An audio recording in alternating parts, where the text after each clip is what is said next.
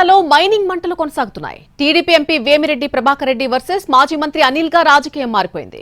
తాను అక్రమ రవాణా చేస్తున్నానని కొంతమంది నేతలు విమర్శలు చేయడం వల్లే ఫ్యాక్టరీ ఆలోచన విరమించుకుంటున్నట్టుగా వీపీఆర్ ప్రకటించారు. దానికి మాజీ మంత్రి కౌంటర్ ఇవ్వడంతో మళ్లీ మైనింగ్ రచ్చ మొదలైంది. నెల్లూరు జిల్లాలో రాజకీయం వేడెక్కింది. క్వార్జ్ ఎక్స్పోర్ట్స్ విషయంలో తనపై కొందరు నేతలు తప్పుడు ప్రచారాలు చేస్తున్నారన్నారు నెల్లూరు ఎంపీ వేమిరెడ్డి ప్రభాకర్ రెడ్డి. ప్రభుత్వ అనుమతితోనే కంపెనీ పెట్టాలని భావించారని, కానీ వస్తున్న అవినీతి ఆరోపణలు బాధిస్తున్నాయన్నారు. ఇకపై క్వార్జ్కి తనకు ఎలాంటి సంబంధం లేదన్నారాయన. కంపెనీ పెట్టాలన్న ఆలోచనను విరమించుకుంటున్నట్లుగా ప్రకటించారు. చట్టబద్ధంగా ఈ ఏడాదిలో తన కంపెనీల ద్వారా 19,000 టన్నులను ఎక్స్పోర్ట్ చేస్తే తాను కోట్లు కొల్లగొట్టారని ఆరోపణలు చేయడం సిగ్గుచేటన్నారు. జగన్ నెల్లూరు జిల్లా పర్యటనకు ఒక్కరోజు ముందే ఈ నిర్ణయం తీసుకున్నారు వేమిరెడ్డి ప్రభాకర్ రెడ్డి. మరోవైపు 400 కోట్ల వ్యయంతో కంపెనీ ఏర్పాటు చేసేలా చైనాకు ప్రత్యేక బృందాన్ని పంపించామన్నారు వేమిరెడ్డి ప్రభాకర్ రెడ్డి. తన కంపెనీల ద్వారా క్వార్జ్ను చైనాలో క్రూసిబుల్స్ తయారీలో ఇన్నర్ లేయర్, ఔటర్ లేయర్ కు ఉపయోగకరంగా ఉంటుందా అని టెస్టింగ్ కోసం పంపామన్నారు. అయితే ఈ ఆరోపణలతో ఇక కంపెనీ ఏర్పాటు ప్రయత్నాన్ని విరమించుకుంటున్నట్లుగా ప్రకటించారు. ఫ్యాక్టరీ పెట్టేందుకు ఎవరైనా ముందుకు వస్తే సహకరిస్తారన్నారు.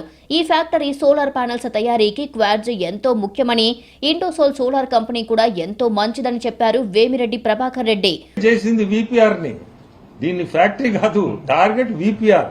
ఇది ఇక్కడ ఏమవుతుందంటే వీపీఆర్ టార్గెట్ చేయాలని చేస్తున్నారే కానీ ఫ్యాక్టరీ ఇంకో రుచి పెడతారు, ఖచ్చితంగా పెడతారు. మంచి ఇప్పుడు ఇండోసోలే పెడతాడు, ఎవరో బల్లా ఇండోసోలే పెడతాడు. చూడండి, నేను చెప్తున్నా, ఇండోసోల్ అతనే పెడతాడు ఇదే ఫ్యాక్టరీ. పెట్టకపోతే ఇప్పుడు అడగండి, ఎందుకంటే వాళ్ళకు కూడా అవసరం. ఇది ఫ్యాక్టరీ పెట్టుకున్నారంటే ఇంకా ఈజీ కదా. అయితే క్వార్జ్ కంపెనీ పెట్టే ఆలోచన నుంచి వేమిరెడ్డి ప్రభాకర్ రెడ్డి తప్పుకోవడంపై అనిల్ సెటైర్లు వేశారు. కంపెనీ స్థాపన సాధ్యం కాదని 6 నెలల క్రితమే ఆయనకు తెలుసన్నారు. 2 కంపెనీల నుంచి ఇప్పటి వరకు 20,000 టన్నులు విదేశాలకు రవాణా చేశారని ఆయన ఆరోపించారు. టెస్టింగ్ కోసం క్వార్జే పంపాలనుకుంటే 27 టన్నులు సరిపోతుందని, అంత భారీ స్థాయిలో పంపాల్సిన అవసరం ఏంటని ప్రశ్నించారు. ఇప్పటికీ కూడా మైనింగ్ రవాణాలో 20% కమిషన్ వేమిరెడ్డి ప్రభాకర్ రెడ్డికి వెళ్తుంది అంటూ మరో ఆరోపణ చేశారు అనిల్.